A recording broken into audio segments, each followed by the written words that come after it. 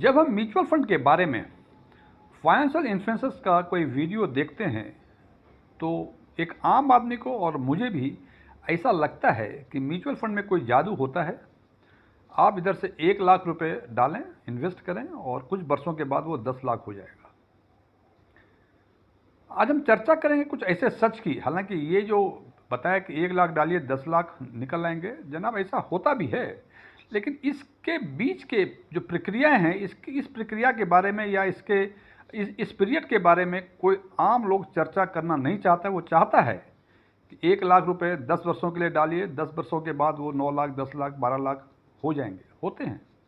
तो आज हम कुछ ऐसे चीज़ों की बातें करेंगे, ऐसे सच की बातें करेंगे म्यूचुअल फंड के कॉन्टेक्स्ट में, जो कि आम तौर पे कोई इन्फ्लुएंसर आपको इस बात की चर्चा नहीं करेगा कि इस 10-15 वर्षों में क्या क्या होने की संभावनाएं हैं। एस्ट्रॉन टैक्समैन के नए वीडियो में आपका एक बार फिर से स्वागत है। यदि इस वीडियो से आप में कोई वैल्यू एडिशन होता है, जैसे लाइक करें, शेयर करें, कमेंट जरूर करें, जिससे हमें ये पता चल सके कि जो चीज़ हम कम्युनिकेट करना चाह रहे हैं अपने व्यूअर्स को, वो प्रॉपरली हम कम्युनिकेट कर पा रहे हैं या नहीं कर पा रहे हैं। और यदि आप इस चैनल पर पहली बार विजिट कर रहे हैं, इसे सब्सक्राइब भी करें और बगल में बेल आइकन है, इसको भी दबाएं, जिससे कि आपके हमारे सभी नए वीडियो की नोटिफिकेशन लगातार मिलती रहे। मेरा नाम डीएम झा है।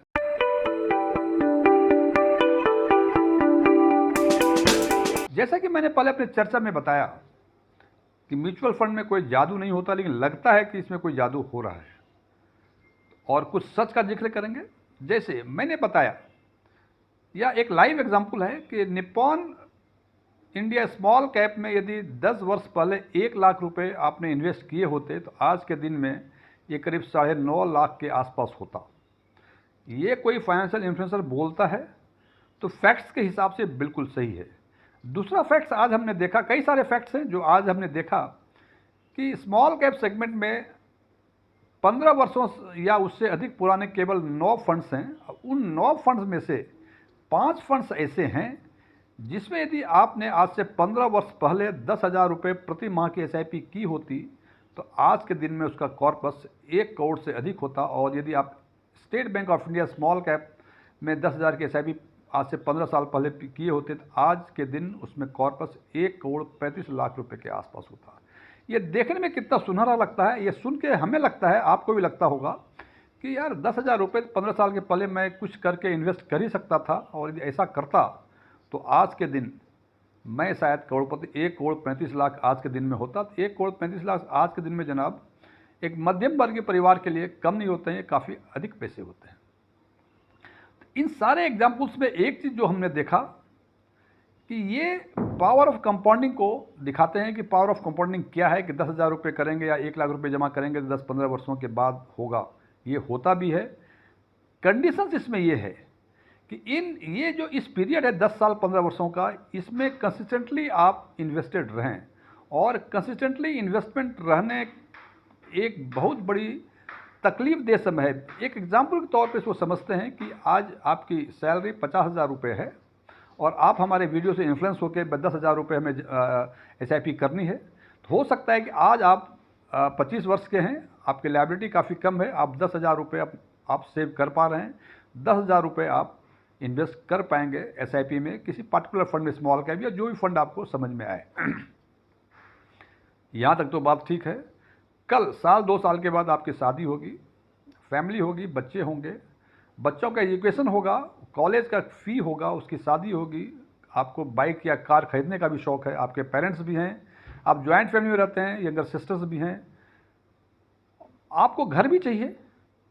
तो जनाब हमने कैलकुलेट किया कि 10,000 रुपये अगले 15 वर्षों के लिए, हो सकता है कि अगले 5 वर्षों में जितनी आपकी सैलरी ना बढ़े उससे अधिक आपकी जिम्मेदारी बढ़ जाए। तो जो आज 10,000 रुपये आप इन्वेस्ट कर पा रहे हैं, हो सकता है कि 5 वर्षों के बाद वो 8,000 भी सेव करना काफ़ी मुश्किल होते होंगे। उसके अगले 5 वर्षों के बाद शायद 5,000 रुपये भी ये काफ़ी मुश्किल होगा। केवल ये कहना कि आप 10,000 रुपये प्लस उसमें 10% का स्टेप अप कर दें एवरी ईयर, ये calculation wise is quite correct, इसमें कहीं कोई डाउट नहीं है। लेकिन इसमें इन्वेस्टेड रहना अपने आप में, बिकॉज जनाब हम नौकरी कर रहे हैं, हम कोई महात्मा नहीं है कि हमें कुछ नहीं चाहिए, केवल पैसे जमा करने हैं मुझे। हम चाहते हैं कि हम ये अपने परिवार के साथ हमें हॉलीडे पर भी जाना है, पेरेंट्स की रिस्पॉन्सिबिलिटी करनी है, समाज में अपनी स्टेटस भी बढ़ाना है। तो इन सब बातों के लिए जिम्मेदारियां बढ़ती हैं तो पैसे भी लगते हैं जनाब। जब पैसे लगेंगे, ये सेविंग जो आज 10,000 रुपये की है, शायद वो कल 10,000 की सेविंग ना रहे। तो एक ये ऐसा सच है जो कि हर आदमी जानता है, लेकिन कोई इसको एक्सपोज करना नहीं चाहता है। और जैसे ये सच एक्सपोज होगा, ये जो कैलकुलेशन पावर ऑफ कंपाउंडिंग का है कि 10,000 रुपये 15 वर्षों के लिए 1 करोड़ से ऊपर, तो हमें उस टाइम लगेगा बीच जाके 2-4-5 सालों के बाद मुझे लगता है कि जो ये आपके सुनहरे सपने थे वो शायद टूट रहे हैं।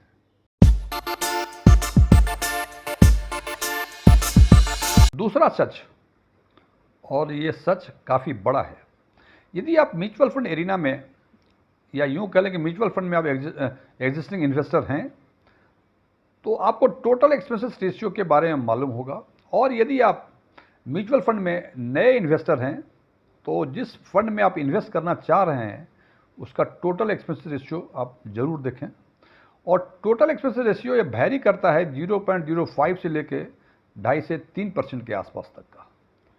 जनाब, ये 3% एक्सपेंसेस रेशियो का सिंपल मतलब, यदि इसे ट्रांसलेट करें सिंपल भाषा में, जो फंड मैनेजर आपके फंड को मैनेज करता है उसके खर्चे होते हैं, ये जो वैरी करते हैं 0.05 से लेके 3% के आसपास तक का। और इसमें भी कई ग्रेड हैं। तो जब भी आप इन्वेस्टमेंट करते हैं, हम बताते हैं कि 10 लाख का, 1 लाख का 10 लाख हो जाएगा, 5 लाख हो जाएगा। जनाब, होता तो जरूर है, लेकिन यदि ये देखें कि ये फंड मैनेजर जो एक्सपेंसेस 0.05 से लेकर 3% तक लेते हैं, वो किस बात का लेते हैं और वो क्या करते हैं आपके बिहाफ में, इसको हम एग्जाम्पल के तौर पर देखेंगे। और हमने आज के एनालिसिस में एक मिड कैप सेगमेंट के बारे में बातें की, और हम देखेंगे डिफरेंट टाइप के जो सेगमेंट्स हैं, मींस डिफरेंट कैटेगरीज जो हैं, उसमें टोटल एक्सपेंसेस रेशियो कितना फ़र्क है।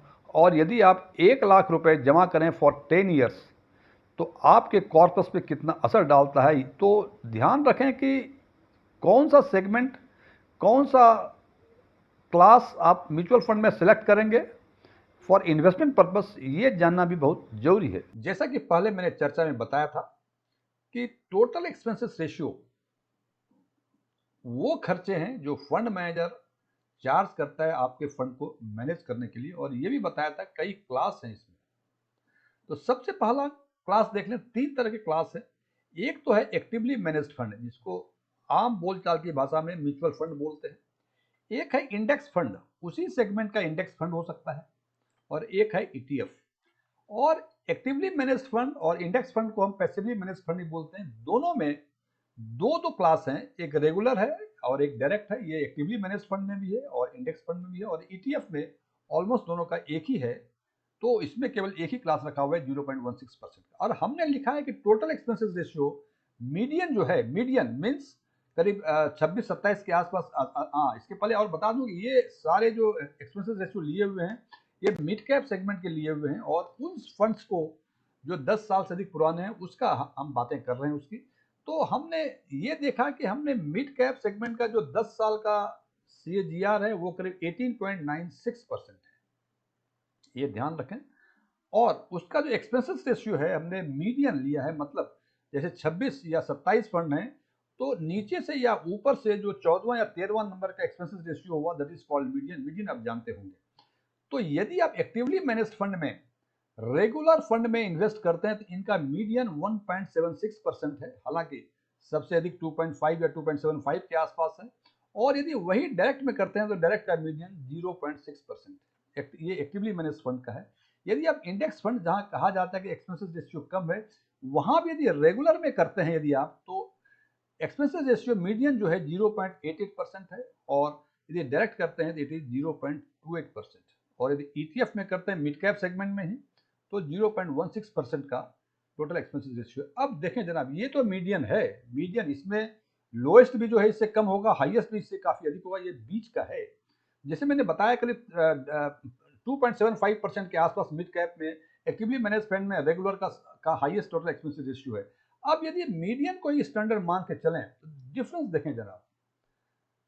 सबसे कम ईटीएफ में 0.16% और सबसे अधिक 1.76%, ये करीब 1.6% का डिफरेंस है।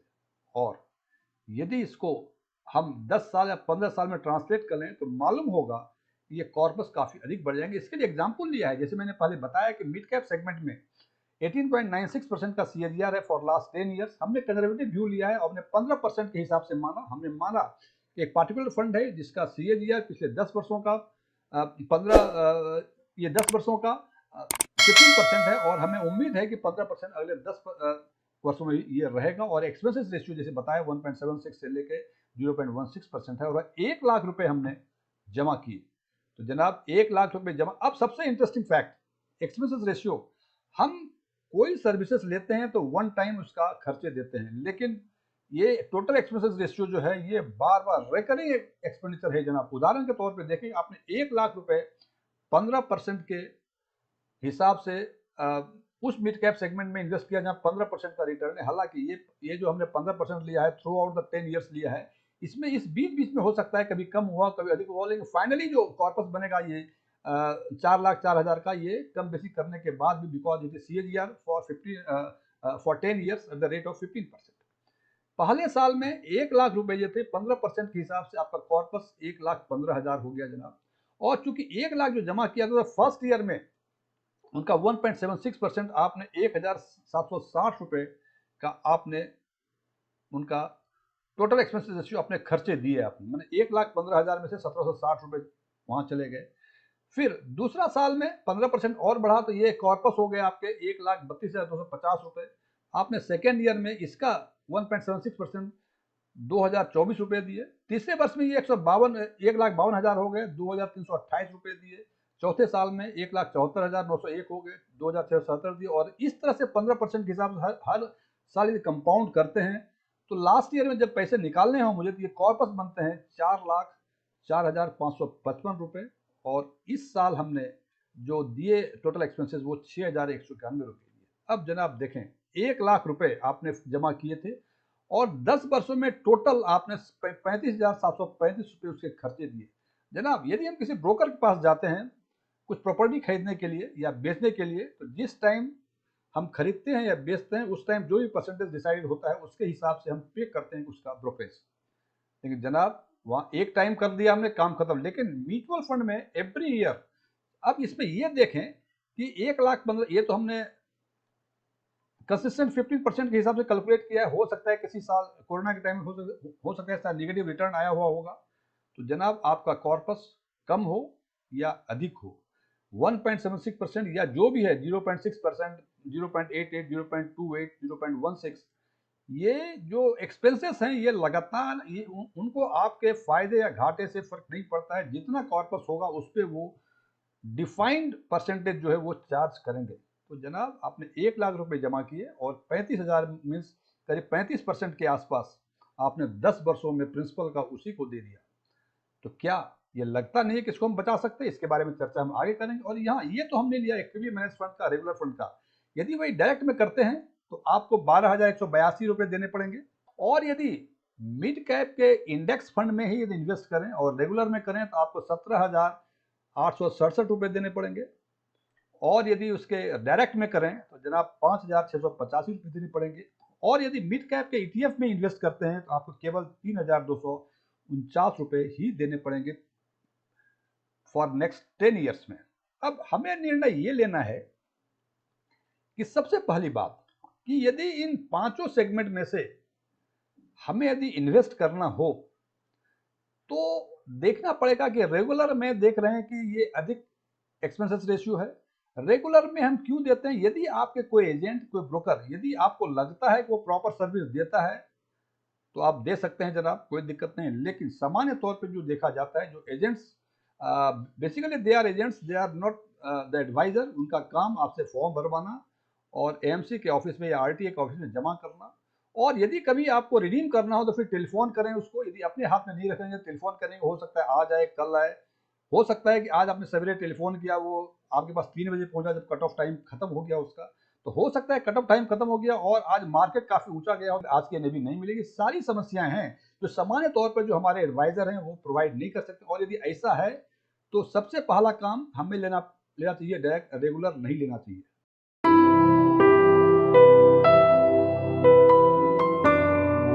दूसरी बातें, अब डायरेक्ट में भी एक्टिवली और पैसिवली फंड है, मतलब एक्टिवली मैनेज फंड या इंडेक्स फंड। अब इसमें से निर्णय लें कि क्या करना पड़ेगा। जनाब, इंडेक्स फंड में आप सिंपल जान लें कि जो वेटेज पार्टिकुलर इंडेक्स में होता है उसी वेटेज के हिसाब से ये आपके पैसे को एलोकेट करते हैं। तो यदि जनाब वैसे ही एलोकेट करते हैं तो क्यों नहीं हम एक्टिवली मैनेज फंड के कंपैरिजन में इंडेक्स फंड में जाएं कि हम ये मान के चले, हालांकि हो सकता है एक्टिवली मैनेज फंड में आप जो परफॉर्मेंस है वो इंडेक्स फंड से काफ़ी बेहतर हो। यदि काफ़ी बेहतर है then you go for actively manage fund. लेकिन हमें लगता है 10-15 वर्षों में जो डिफरेंस है एक्टिवली और पैसिवली मैनेज फंड का, वो डिफरेंस काफ़ी कम है। और उसके लिए हमें यदि 35,000 से रुपये से कम करके यदि मुझे 17,867 या 12,000 से 5,685 रुपये का एक्सपेंस देना पड़े तो बेहतर है कि हम इंडेक्स फंड लें। हालांकि यदि आपके पास समय है, आप रिसर्च कर सकते हैं, तो you go for actively manage fund. If not, आप इंडेक्स फंड के डायरेक्ट उसमें जाएं। डायरेक्ट रेगुलर कैसे डिसाइड करेंगे ये आप देख लीजिए, आपका फाइनेंशियल विजडम। आपको लगता है कि जो एडवाइजर या एजेंट आपके हैं वो प्रॉपर सर्विस दे पा रहे हैं, उसके लिए पैसे देना अधिक नहीं है तो आप दे सकते हैं। इफ नॉट तो आप डायरेक्ट में ही स्विच करें। नंबर 2, अब ये एक्टिवली मैनेज और इंडेक्स फंड में देख लें अपने विवेक के हिसाब से किस में जाना चाहते हैं। हालांकि इस सारे स्टोरी का पर्पस है कि जो एक्सपेंसेस दे रहे हैं उसके बदले फंड मैनेजर क्या करें, इसकी चर्चा हम आगे करेंगे। और यदि ईटीएफ फंड में जनाब 0.16% है और इस हिसाब से नेक्स्ट 10 ईयर्स में 3,249 रुपए के आसपास देंगे, तो जनाब ये स्टोरी है एक्सपेंसेस रेशियो का। और हम आगे चर्चा करेंगे कि इतने पैसे देने के बाद 3,249 रुपए से लेकर 35,735 रुपए तक 1 लाख के इन्वेस्टमेंट में, तो क्या ये खर्चे जो है ये हम बचा सकते हैं? आखिर ये पैसे जो हम पे करते हैं इसके बदले वो सर्विसेज हमें क्या ऑफर करती है?